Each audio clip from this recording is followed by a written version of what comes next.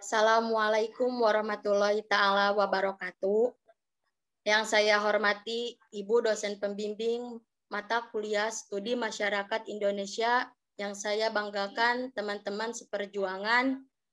Puji dan syukur marilah kita panjatkan kepada Allah Subhanahu wa taala, dan sholawat serta salam semoga tetap tercurah limpahkan kepada Nabi besar Muhammad Shallallahu alaihi wasallam. Alhamdulillah pada kesempatan kali ini kami dari kelompok 1 Studi Masyarakat Indonesia akan mempresentasikan hasil diskusi kelompok kami, yaitu tentang kajian masyarakat Desa Panjalu sebagai sistem sosial budaya.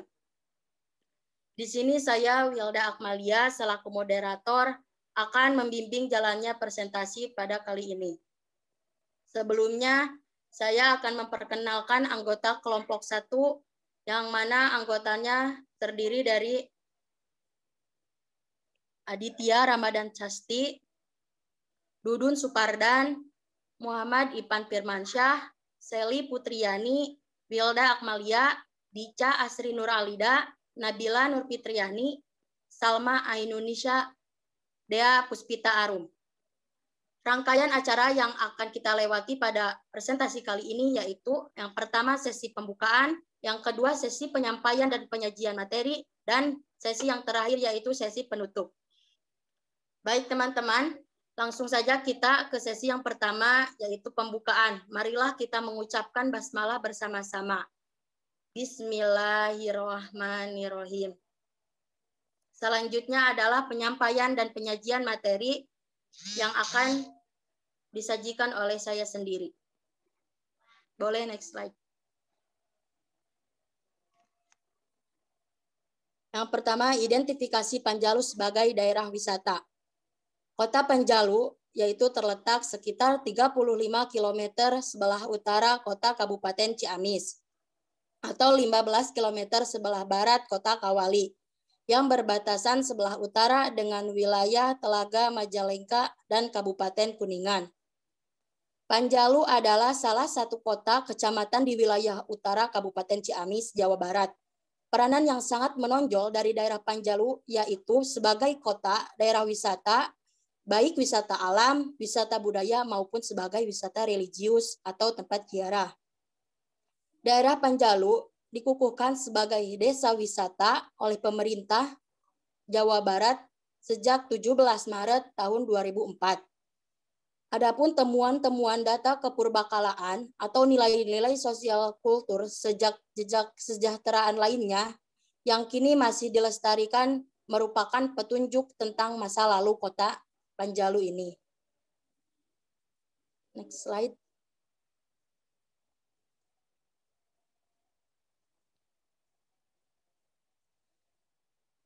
Sebagai kota kerajaan kuno, daerah Panjalu yang dikenal sebagai Kerajaan Soko Galuh Panjalu, ibu kota kerajaan itu dibangun pada areal suatu danau yang seluas 70 hektar, yang kini disebut Situ Lengkong, yang terletak di tepi utara kota Panjalu. Terdapat 3 buah nusa atau pulau kecil pada situ tersebut, yang mana masing-masing digunakan sebagai tempat istana kerajaan, kepatihan, dan staf kerajaan juga sebagai taman rekreasi. Pendiri ibu kota kerajaan ini adalah tokoh karismatik leluhur Raja Islam pertama Panjalu yang bernama Prabu Sanghyang Borosngora. Beberapa sumber mengungkapkan bahwa Panjalu di masa lalu itu merupakan sebuah kerajaan yang kemudian sebagai kabupaten di bawah Kesultanan Cirebon dan kemudian berubah sebagai distrik atau kewedanaan.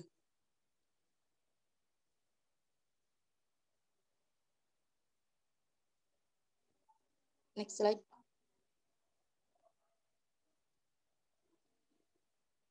Untuk yang selanjutnya akan dipaparkan oleh rekan saya kepada Dea, saya persilahkan. Baik, terima kasih kepada moderator yang sedang mempersilakan saya untuk memaparkan materi. Selanjutnya yaitu Karakteristik daerah Kerajaan Panjalu. Daerah Panjalu ini merupakan daerah yang topografinya berupa perbukitan yang subur yang terletak di lereng Gunung Syawal dengan ketinggian sekitar 700 mdpl. Sebelah barat laut dan utara daerah Panjalu ini berupa perbukitan yang subur dan berada di lereng Gunung Bitur, Gunung Cendana, dan Gunung Cakrabuana, di mana daerah tersebut menjadi jalur sungai Citanduy, sehingga secara keseluruhan wilayah Panjalu ini merupakan daerah perbukitan yang diapit gunung-gunung di sekitarnya. Nah, secara administrasi, Situ Lengkong ini berada di daerah Panjalu dengan titik koordinat. Mohon maaf ini yang di slide agak ada kesalahan. Titik koordinat itu 7 derajat, 7 menit, 49,56 detik, dan 108 derajat, 16 menit, 21,26 menit. Mungkin cukup yang dapat saya sampaikan. Saya kembalikan kepada moderator. Terima kasih. Baik, terima kasih kepada Dea yang sudah memaparkan materinya. Yang selanjutnya akan dipaparkan oleh rekan saya kepada Saudara Pampam. Saya persilahkan. M. Impan Firmansyah. Oke, baik. Terima kasih kepada moderator. Mungkin next slide. Untuk selanjutnya di sini ada peninggalan Kerajaan Panjalu, di mana wisatawan yang datang ke Panjalu pada umumnya adalah para peziarah yang mengunjungi makam tokoh Raja Panjalu. Nah, untuk pemakaman yang paling sering dikunjungi adalah makam Prabu Harian Kencana di Musia Gede Situ Lengkong atau Situ Istana Kerajaan. Lalu di samping itu, danau atau Situ Lengkong sendiri memiliki nuansa religius dan terdapat banyak peninggalan bersejarah seperti manhir, batu pangsucian, batu penobatan, naskah-naskah, dan benda-benda pusaka Panjalu berupa pedang, cis, dan genta atau lonceng kecil yang merupakan peninggalan milik Prabu Sanghyang Boros Ngora.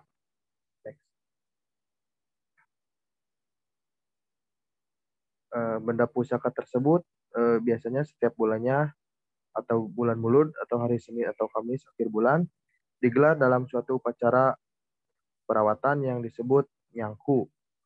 Untuk pagelaran upacara sakral nyangku ini dilakukan keluarga besar wargi Panjalu, baik yang berada di lingkungan setempat maupun warga peziarah yang berasal dari berbagai tempat. Mungkin cukup sekian yang bisa saya sampaikan, dikembalikan lagi kepada moderator. Terima kasih. Terima kasih kepada rekan saya, Muhammad Ipan Firmansyah. Yang selanjutnya akan dijelaskan atau dipaparkan oleh Saudari Dea. Kepada Dea, saya persilahkan.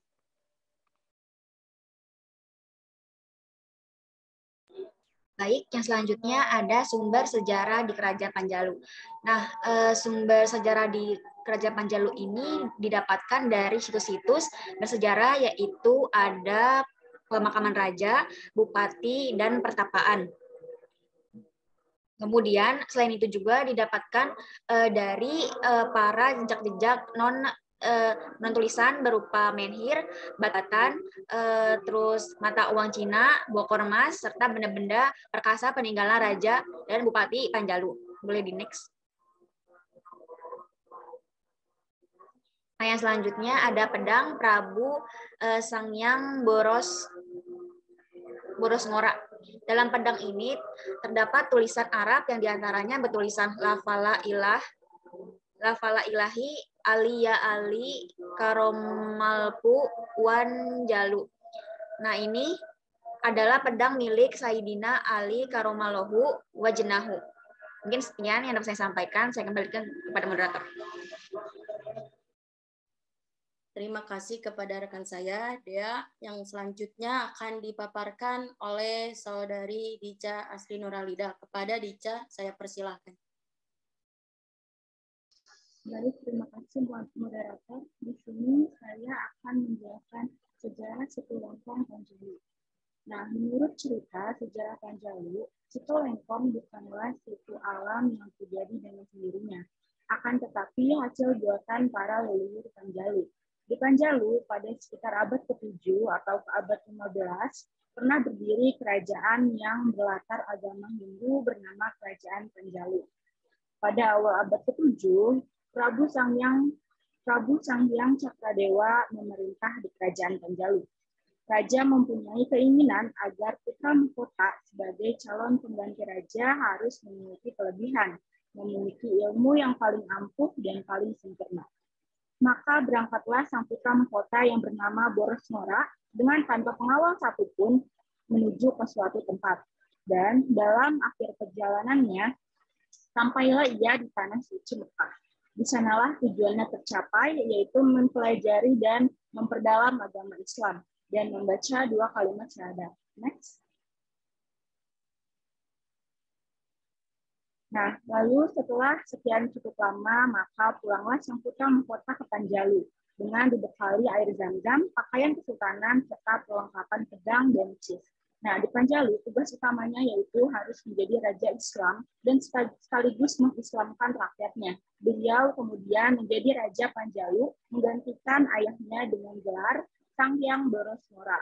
Mulai saat itulah kerajaan Panjalu berubah dari kerajaan Hindu menjadi kerajaan Islam. Nah, air zam-zam dari Mekah ditumpahkan ke lembah yang bernama Lembah Pasir Jambu. Kemudian lembah itu bertambah banyak airnya dan terjadilah danau yang kini disebut dengan Situ Lengkong. Terima kasih, kembali ke moderator. Terima kasih kepada Dica Asri Nuralida yang telah memaparkan materinya. Yang selanjutnya akan dipaparkan oleh Saudari Nabila Nurfitriani. Kepada Nabila, saya persilakan. Baik, terima kasih kepada moderator. Di sini saya akan menjelaskan mengenai sumber daya alam yang ada di Kota Panjalu. Nah, di sini di tengah Situ Lengkong terdapat pulau yang diberi nama Nusa Gede. Dan menurut cerita, Nusa Gede ini dahulunya sebagai pusat pemerintahan Kerajaan Panjalu. Dengan kondisi alam seperti itu, keberadaan situ juga merupakan benteng pertahanan. Untuk mencapai Nusa Gede harus melalui jembatan yang di dalam Babat Panjalu disebut Cukang Pad. Nah, sekarang Nusa Gede menjadi hutan lindung di bawah pengawasan konservasi sumber daya alam yang di dalamnya terdapat cagar budaya. Nah, luasnya itu mencapai 0,5 hektar. Di Nusa Gede terdapat makam penyebar agama Islam yang bernama Mbah Panjalu. Di dalam Babat Panjalu, tokoh ini disebut Haring Kencana. Beliau adalah putra Boros Ngora. Di dalam hutan terdapat 307 pohon yang terdiri dari 30 jenis. Bisa di next. Selanjutnya yaitu ada budaya yang ada di Situ Panjalu atau Bumi Alit. Terdapat upacara adat sakral nyangku. Nah, upacara adat sakral nyangku ini adanya pencucian alat-alat zaman dulu gitu. Yang terdiri dari keris komando, benda-benda yang dibersihkan adalah sebagai berikut, yaitu ada pedang, cis. Nah, cis ini merupakan senjata yang digunakan untuk membela diri dalam melakukan penyebaran agama Islam. Kemudian ada keris, kemudian ada pancaworo, dan ada bangreng, dan yang terakhir ada gong kecil. Mungkin cukup sekian, dikembalikan lagi kepada moderator. Terima kasih kepada Nabila yang sudah memaparkan materinya. Yang selanjutnya akan dipaparkan oleh Saudari Seli Putriani. Kepada Seli Putriani, saya persilahkan. Baik, terima kasih kepada moderator. Untuk yang selanjutnya yaitu upacara adat sakral nyangku. Upacara adat sakral nyangku itu dikenal dengan upacara adat nyangku. Nyangku berasal dari bahasa Arab yaitu yanko yang artinya membersihkan. Namun, karena kebiasaan lidah orang Sunda, perlahan pelafalannya menjadi nyangku. Nyangku berarti nyangan laku, yang dalam bahasa Sunda, yaitu menerangi perilaku. Upacara adat tersebut konon katanya sudah dilaksanakan sejak zaman Kerajaan Panjalu. Dilaksanakannya yaitu pada hari Senin atau hari Kamis terakhir dari bulan Maulid. Hal ini dimaksudkan untuk memperingati kelahiran Nabi Muhammad SAW dan mengenang jasa Prabu Sanghyang Borosmora yang sebagai Raja Panjalu yang memeluk Islam dan menyebarkan Islam di Panjalu. Slide next.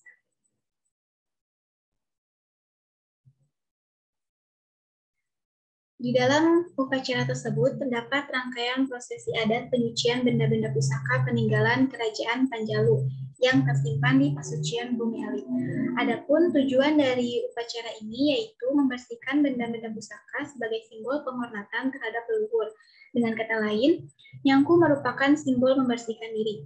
Ketika waktunya untuk berpikir dan mengevaluasi diri, mengakui perbuatan-perbuatan yang tidak sesuai dengan norma adat dan norma agama.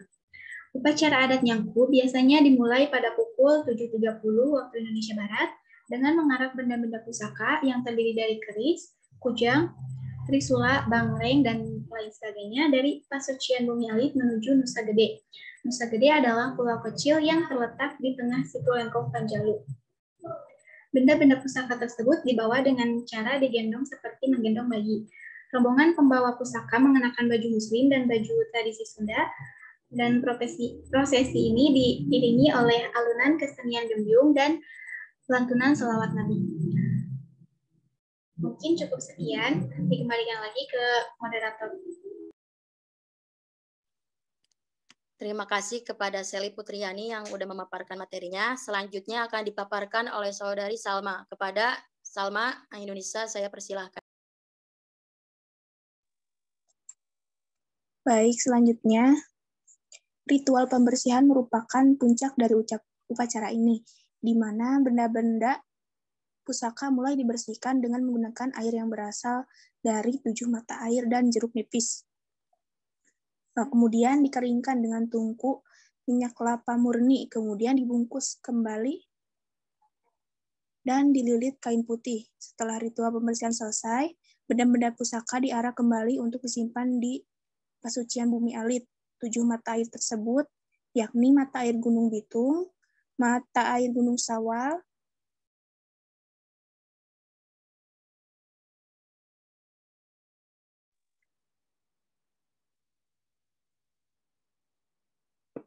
mata air Cipanjalu, mata air Situ Lengkong, mata air Kapunduhan, mata air Ciater, mata air Gunung Tilu, mata air Cilimus, dan mata air Siomas.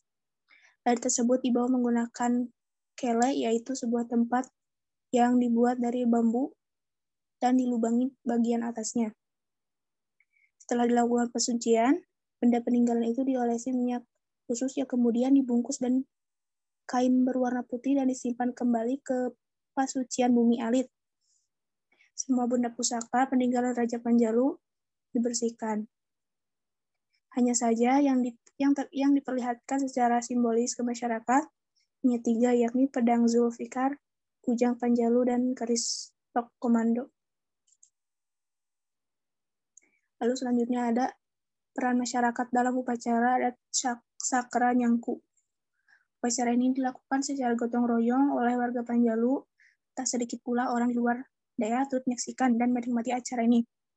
Rangkaian prosesi upacara adat Nyangku ini mengandung nilai-nilai budaya luhur seperti nilai kebersamaan, gotong royong, religi, dan keteguhan. Bagaimana suatu masyarakat masih menjunjung tinggi nilai agama juga leluhurnya. Dengan begitu, pelestarian suatu adat merupakan wujud dari warisan untuk anak cucu yang mengandung kearifan lokal dan pelestarian lingkungan. Mungkin sekian dari saya kembalikan kepada moderator. Baik, terima kasih kepada Salma Indonesia yang telah memaparkan materinya. Untuk yang selanjutnya akan dipaparkan oleh Aditya Ramadan Sasti. Kepadanya saya persilakan. Oke, baik. Terima kasih kepada moderator telah memberikan kesempatan saya untuk menjelaskan. Di sini saya akan menjelaskan terkait fasilitas yang ada di dalam lokasi Situ Lengkong Panjalu. Yang pertama ada penjual makanan yang ada di dalam objek wisata.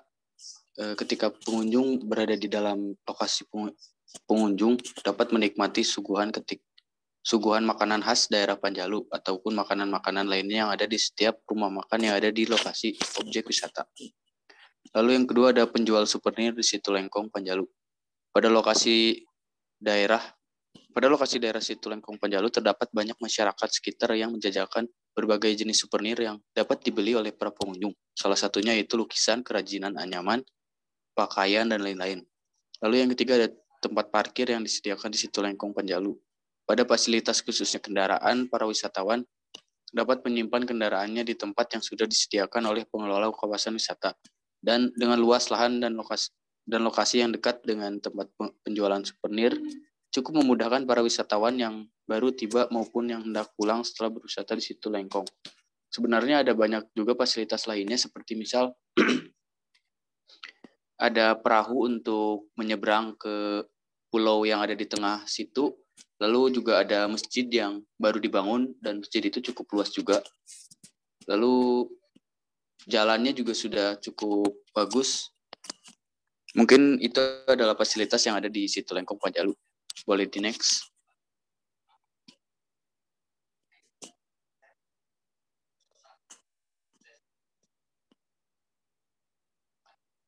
Oke, selanjutnya yaitu adalah beberapa dokumentasi yang diambil ketika melakukan wawancara dengan pihak yang ada di Situ Lengkong.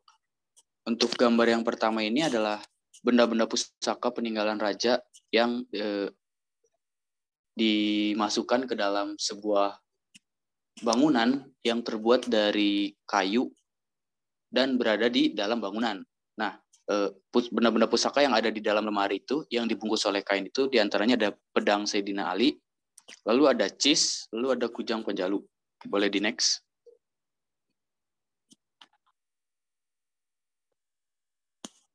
Nah, ini adalah beberapa penjelasan terkait dengan pedang Sayyidina Ali, lalu ada replika cis, lalu ada kujang Panjalu. Nah, untuk foto yang terakhir itu adalah tempat penyimpanan benda-benda pusaka tersebut yang di dalamnya adalah ada sebuah bangunan hampir menyerupai rumah yang terbuat dari kayu. Oke, bisa di next mungkin. Nah, dokumentasi selanjutnya itu ada batu. Batu di sini adalah batu yang digunakan oleh Raja Panjalu yaitu Boros Ngora. Lalu disimpan di pinggir bangunan tempat penyimpanan pusaka dan selalu digunakan oleh para pengunjung untuk sujud dan meminta doa. Lalu ada gerbang di sana. Gerbang tersebut adalah gerbang menuju pulau yang ada di Situ Lengkong tersebut. Nah, ini adalah kawasan makam keramat. Lalu yang di bawah itu adalah upacara nyangku, di mana upacara nyangku ini sudah dijelaskan sebelumnya, yaitu membersihkan benda-benda pusaka yang ada di dalam bangunan yang tadi. Mungkin cukup sekian yang dapat saya sampaikan. Saya kembalikan ke moderator. Terima kasih. Baik, terima kasih kepada Aditya Ramadan Sasti yang telah memaparkan serta menjelaskan materi hasil dari diskusinya. Alhamdulillah, rangkaian acara dari awal hingga akhir sudah selesai dan tersampaikan. Semoga apa yang telah kami kelompok 1 paparkan dan presentasikan dapat bermanfaat sebagai tambahan ilmu pengetahuan. Saya Wilda Akmalia selaku moderator dan marilah kita tutup acara presentasi pemaparan materi kali ini dengan ucapan hamdalah bersama-sama. Alhamdulillahirabbil alamin. Wabillahi taufiq wal hidayah. Wassalamualaikum warahmatullahi taala wabarakatuh. Waalaikumsalam.